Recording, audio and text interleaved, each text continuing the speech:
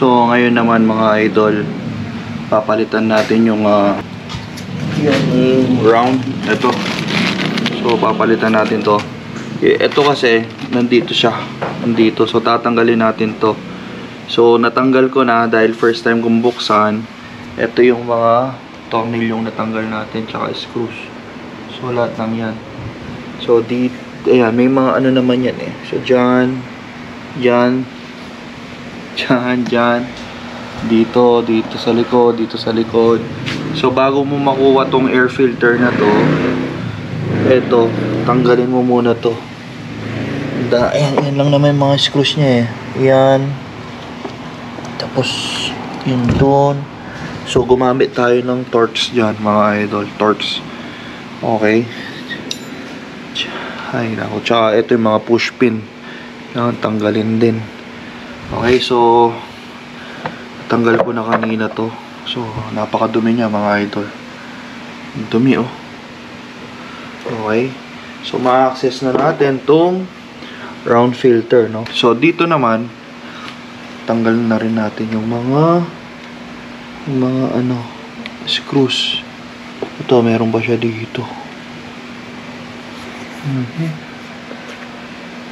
Okay, ito tanggalin pa natin to para ma-access natin yung air filter. Tapos ito, ayan yung mga screws, oh. Tanggalin to.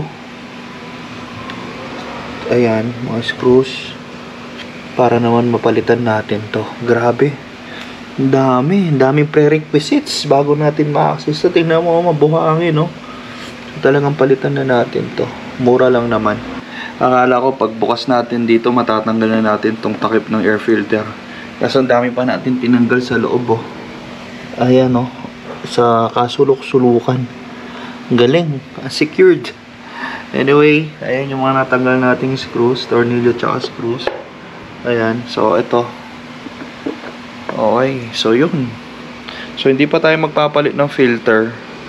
Sa next ano na lang, tiningnan ko lang kung paano siya tanggalin. So gano'n, linisin na lang muna natin yan. Tapos punasan na lang natin yan. And then palitan natin yan. So natanggal na natin to. 5 screws. Ayan, 5. So 1, 2,